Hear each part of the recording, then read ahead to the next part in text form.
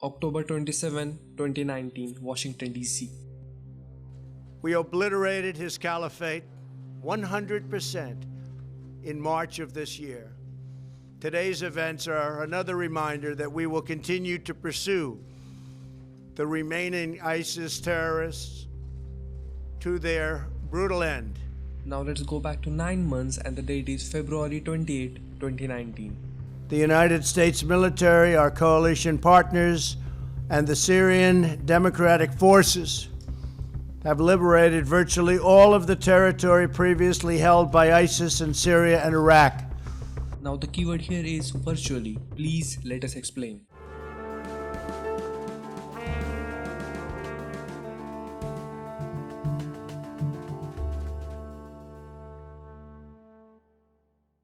Now here is a map by BBC showing the downfall of ISIS territory. Now if you take a fine look at it, you can see that there is still small amount of land on the border of Iraq and Syrian desert which is controlled by ISIS. So they are finished as a caliphate or as a state, but they certainly aren't defeated as a militia with extremist ideology. So the question was, will ISIS make a comeback in 2020? Well, they will, cause they never actually left. So to explain this, we gotta go back to 2015 when ISIS was in its prime, cause that was also the time when several terrorist organizations from around the world pledged their loyalties towards them. Like terrorist groups from Northern Africa like Boko Haram, most militias from Middle East, and then going east, Afghanistan, Pakistan, Bangladesh, and very recently we found reports that certain individuals from Indian state called Kerala had ties with ISIS. And then in Southeast Asian countries we had Malaysia and Philippines. Even going as south as Australia where individuals were captured with ties to ISIS.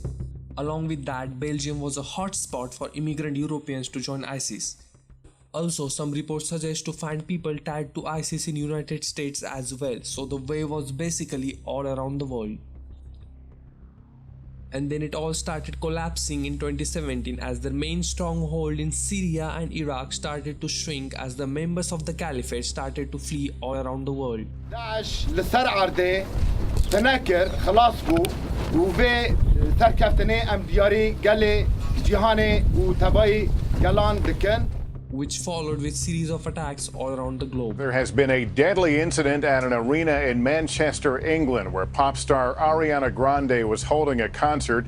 The suicide bombing Sunday killed 70 people and wounded at least 300 others. Many of the victims are women and children. With the death toll at least 359, this is possibly ISIS's deadly ever single attack. Some of them were carried out by men who weren't even directly linked to ISIS in the first place. Most of them were acting on their own. Cause they might be gone as caliphate, but their extremist ideology is still fueling the people to carry out such attacks. Recently, Islamic State announced a new branch in India called Hind province after clashes in Kashmir. And along with that, now there are more than 45 cases of pro-ISIS activities ranging from online propaganda to traveling abroad with intention of joining the Islamic State have been recorded in Kerala more than any other state in India. So when Abu Bakr al-Baghdadi was killed on October 27, 2019, his successor Abu Ibrahim al-Hashmi al-Qureshi was announced 3 days later so that they can return to offensive campaign, but not in form of caliphate but in form of insurgency. So as the US left Syria, Turkey and Turkey-backed forces advanced into Syria, seizing the territory held by Kurdish forces.